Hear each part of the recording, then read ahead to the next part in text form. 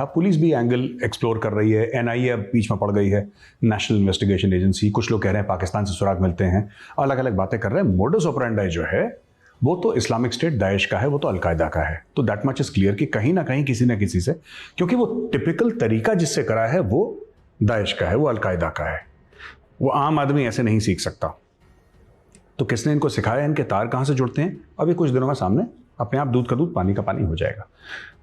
जब ये नुपुर शर्मा का केस हुआ था वैभव, तो काफ़ी लोगों ने, जो सड़क पे आए थे लोग, और जिन लोगों ने इसको नारे उठाए थे, ये गुस्ताख रसूल की एक सरतन से जुदा नारे उठाए थे ना, these people are responsible for the murder of Kanhaiya Lal ji. Kanhaiya Lal ji के खूनी ये लोग हैं जिन्होंने गर्दन काटी। वो तो औजार हैं, वो तो औजार हैं वो लोग।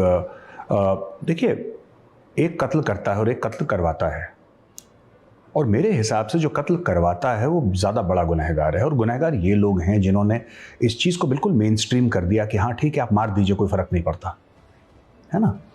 तो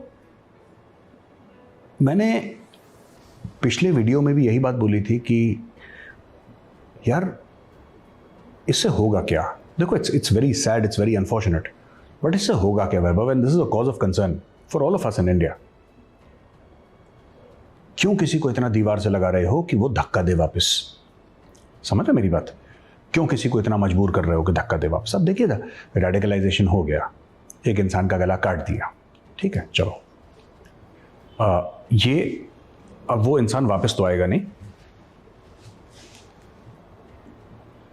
जो लोगों ने महादेव को गाली दी है, जो लोग भाभा एटॉमिक रिसर्च सेंटर में शिवलिंग ढूंढ रहे हैं, एमएस हुसैन बहुत बड़े पेंटर जिन्होंने देवी देवताओं की नंगी तस्वीरें बनाई, और भी कई ऐसे लोग हैं। अगर देखिए, I too have a right to get offended. बुरा मुझे भी लग सकता है ना, ऐसा तो नहीं बुरा सिर्फ आपको लग सकता है, बुरा मुझे भी लग सकता है, ठीक है। And what happens if somebody from the majority community goes रोग? समबडी गोज रोग, या है ना, कल किसी ने फैसला कर दिया कि नहीं साहब, बुरा मुझे भी लगा है, और मैं डेमोक्रेसी में होते हुए एहतजाज नहीं करूंगा, मैं डेमोक्रेसी में होते हुए प्रोटेस्ट नहीं करूंगा, मैं लीगल रिकोर्स जिसको कहते हैं उसका इस्तेमाल नहीं करूंगा। मैं भी वही काम करूंगा जो इन दोनों ने करा था, सरतन से जुदा। मैं कर दूंगा ऐसा। मतलब मैं अपनी तरफ नहीं बोल रहा, मैं कह रहा हूं कोई भी देश में। फिर ये चीज हमें कहां पे ले जा रही है, ये सोचने का विषय है, क्योंकि हम उस डायरेक्शन में जा रहे हैं, and this is not good for the country. मैं अक्सर ये बात कहता हूं कि यार, उदयपुर के बाद this is a watershed movement, और ये हमें समझना पड़ेगा। उदयपुर, ये ऐसी खबर नहीं है कि कल आई परसों चली गई, ये बहुत एक गलत चीज हो गई है। इसका वीडियो बनाना और इसको सोशल मीडिया पे डालना और ये सोचना कि भाई हम तो बुलेट प्रूफ हैं, ठीक है यार। बात यह है ना कि to every action there is an equal and opposite reaction. और ये बात मैं नहीं कह रहा, मैं लोगों को भड़का नहीं रहा, मैं तो शांति की अपील कर रहा हूं। बस मैं सिर्फ ये कह रहा हूं कि क्यों किसी को इतना धक्का देना। और अब वो धक्का दे चुके हैं। एक तो हम सवाल पूछ रहे थे ना कि क्यों धक्का देना, अब वो धक्का दे चुके हैं। अब इसके बाद पता नहीं यार, मुझे नहीं पता वैभव, कितनी लड़कियां उदयपुर में, राजस्थान में, कितनी लड़कियां जाके दुर्गा वाहिनी ज्वाइन करेंगी, कितने लड़के बजरंग दल ज्वाइन करेंगे, मुझे इसके बारे में नॉलेज नहीं है। पर ये होगा, ये होगा, because it is human psychology that in times of stress you want to arm yourself, you want to defend yourself. ये बात सच है, और ये होगा, और ये देश के लिए अच्छा नहीं है। मैं ओवैसी साहब का बयान सुन रहा था, असदुद्दीन ओवैसी साहब का बयान। वो कह रहे थे कि रेडिकलाइजेशन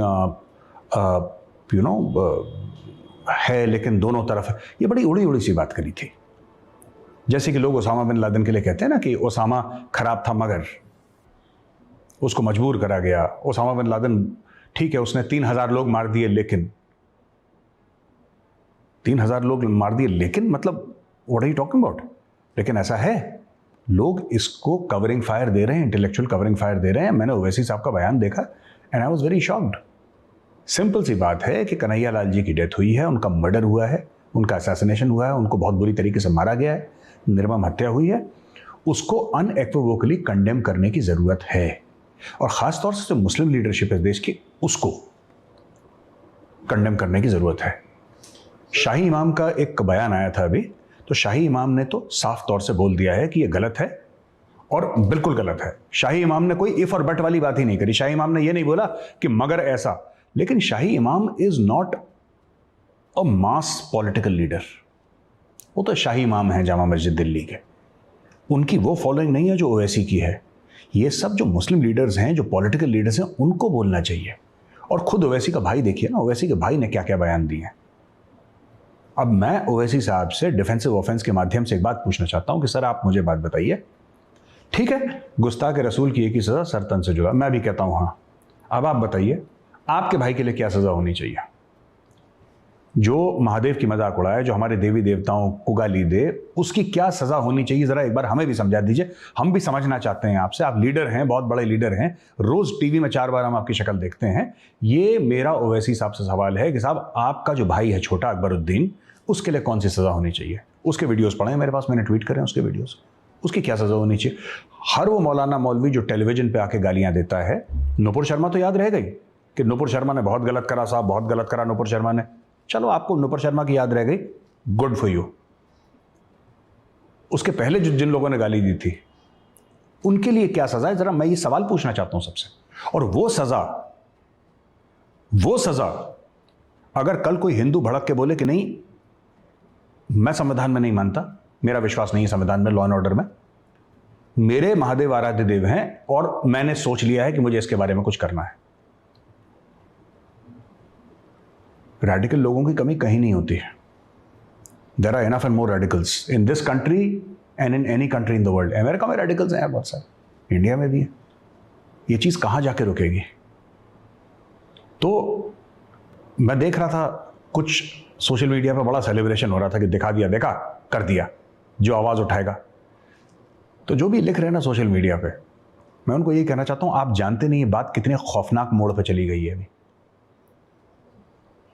और ये ऐसी खौफनाक मोड़ पे घुसेगी जाके कि उस समय आपको विक्टिम कार्ड भी प्ले नहीं कर पाएंगे आप, क्योंकि अचानक होगा और बहुत सारा होगा, and you will not have the opportunity to play the victim card, क्योंकि ये चीज हाथ से निकल चुकी है।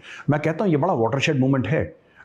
हम जो कह रहे हैं कि इस साल का, पिछले 5 साल का, this proper B heading, it's a watershed movement. और इससे मैं आपको बता रहा हूं the complete political scenario of Rajasthan, political scenario of India, पूरे भारतवर्ष के, राजस्थान तो उदयपुर में हुआ है, उदयपुर राजस्थान में, इसलिए बोल रहा हूं पूरा पॉलिटिकल सिस्टम ऑफ इंडिया। इससे एक जो हार्डलाइन अप्रोच है, राइट, हम तो चाहते हैं कि सब लोग प्यार मोहब्बत में रहें, और आई थिंक डिफेंसिव ऑफेंस ने कभी ऐसा नहीं बोला किसी के खिलाफ ऐसा। हम तो basically we focus on Pakistan and China. हम तो धर्म वरम की बात करते नहीं, क्योंकि हमारा काम नहीं है। लेकिन वैभव, मुझे ऐसा लगता है यार, मुझे लगता है कि चीज़ें बिगड़ चुकी हैं, बिगड़ जाएंगी, दीवार से लगाओगे तब कोई करेगा। I think that ship has sailed, and let's be honest about it, that ship has sailed यार। अब जो भी जाएगा ना, it will go south from here. Vaibhav, ये जमीयत उलेमा हिंद, जब कमलेश तिवारी का मर्डर हुआ था, जब उसकी गर्दन रेदी गई थी, तो इन्होंने सेलिब्रेट करा बड़ा, और ये उनके साथ खड़े थे जिन्होंने गर्दन काटी थी। ये कहते हैं कमलेश तिवारी ने गलत किया। चलो, कमलेश तिवारी ने गलत किया, लेकिन ये कौन सी बात है कि जिसने उसकी गर्दन काटी, जिसने उसकी गर्दन उतारी, उसने सही किया? आप सेलिब्रेट कर रहे हैं, चलिए कोई बात नहीं। उदयपुर में जो हुआ, आप सेलिब्रेट कर रहे हैं, कोई बात नहीं। तीसरी जगह एक और हिंदू की गर्दन उतारी जाएगी, आप सेलिब्रेट करेंगे, ठीक है, ऑल राइट, कोई बात नहीं। चौथी जगह किसकी गर्दन उतारी जाएगी हमें नहीं पता।